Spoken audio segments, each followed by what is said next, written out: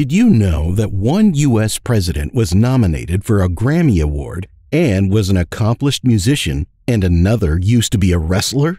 Well, how about the fact that another president nearly ordered a nuclear attack while he was drunk, while another lost the nuclear codes?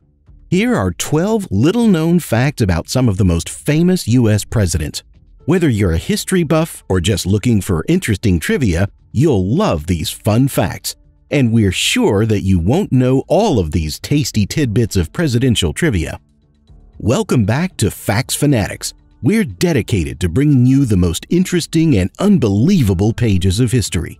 Today, we're diving into U.S. presidential history with little-known facts about the highest office in the United States, the President of the United States of America. Please like and subscribe so that we can continue to provide you with similar content. Let's get to it. George Washington was the only president to be unanimously elected by the Electoral College. George Washington is often called the father of our country. He played a pivotal role in the founding of the United States and served as our first president. What is often less well known, however, is that he was also the only president to be unanimously elected by the Electoral College. In 1789, all 69 electors cast their votes for Washington, and in 1792, he was again the unanimous choice.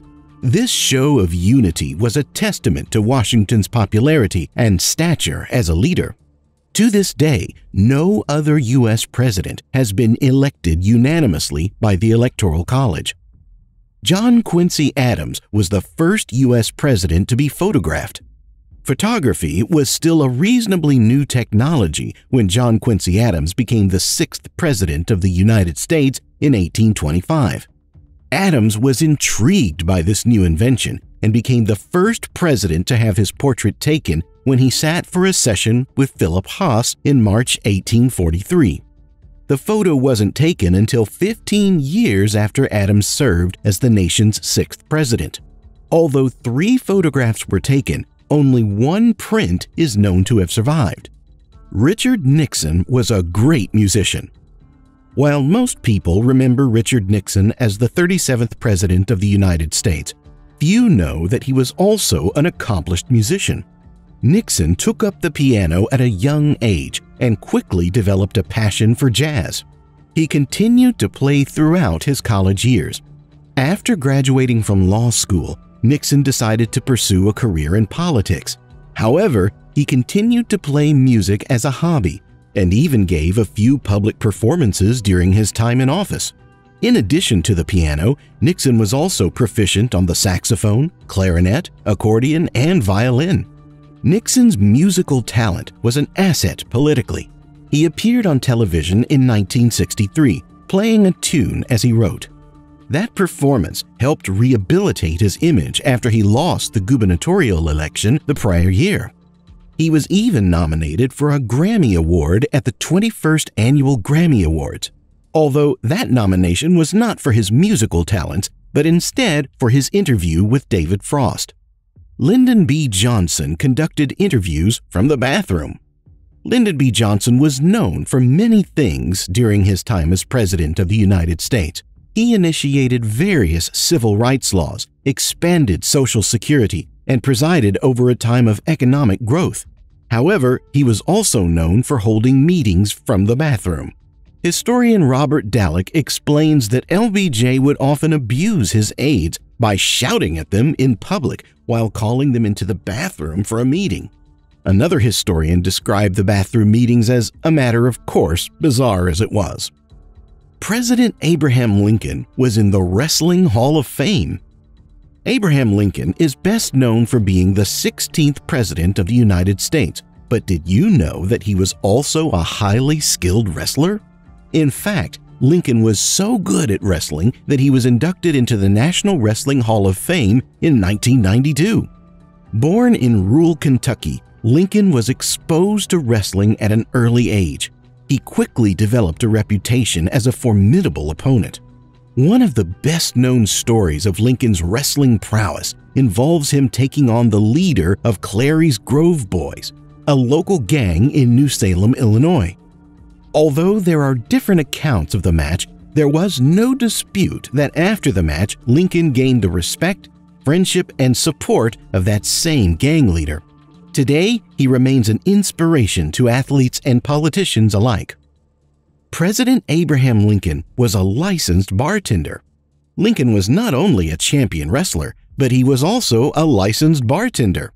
He opened a bar, Berry and Lincoln, with William F. Berry, a friend from his days in the militia.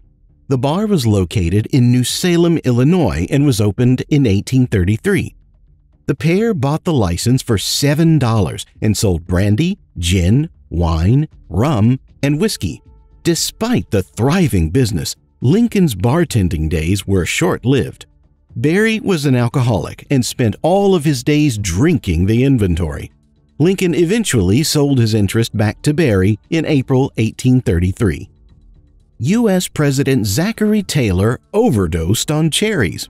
On July 4, 1850, U.S. President Zachary Taylor suddenly fell ill at a 4th of July celebration after eating a bowl of cherries and some iced milk.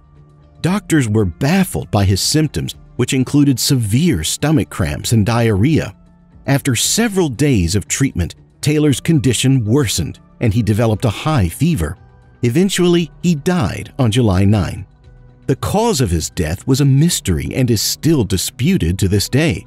Some believe that he was infected with the cholera bacteria from the milk, while others believed that he died from gastroenteritis due to the highly acidic cherries combined with the milk. President Lincoln's narrow escape. 87 years ago have become 5 of the most famous words in all of American history as they began President Abraham Lincoln's famed Gettysburg Address. This speech is continually lauded as one of, if not the most famous in American history. Most people don't know that the speech almost never happened. As he prepared to give the address backstage, Lincoln was experiencing weakness and dizziness and was visibly unwell. Against the recommendations of his family, he went out and delivered the address. But by the time he was back on a train to D.C., he had deteriorated. He came down with a high fever, severe backaches, and even a rash, and he wasn't back up to full health for several weeks.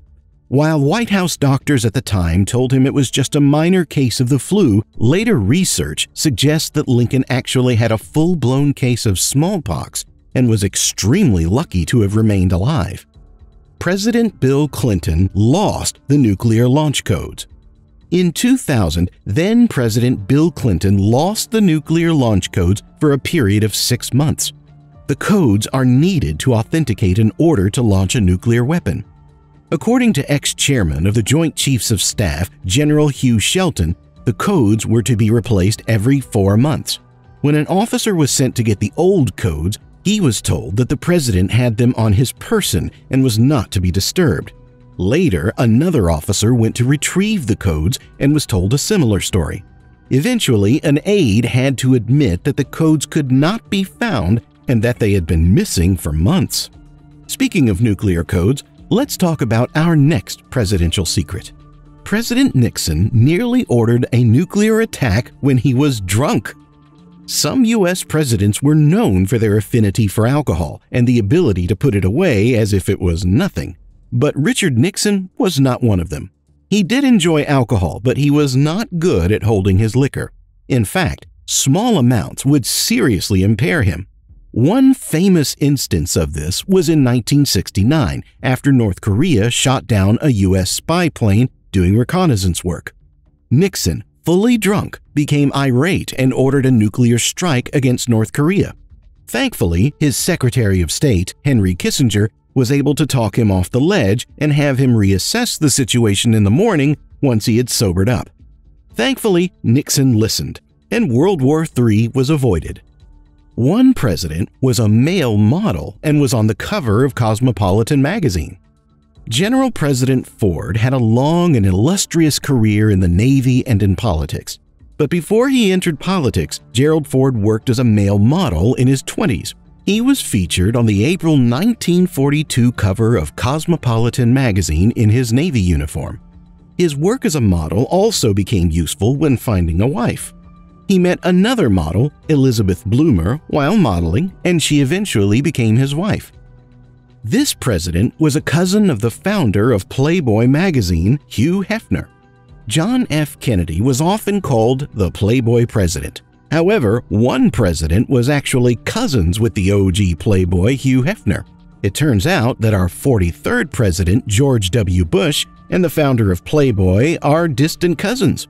Specifically, they are ninth cousins twice removed, sharing the same pair of great-grandparents. Be sure to subscribe and like us so you can stay up to date with future videos. That's all for today. We hope you enjoyed these little-known facts about our presidents. See you soon.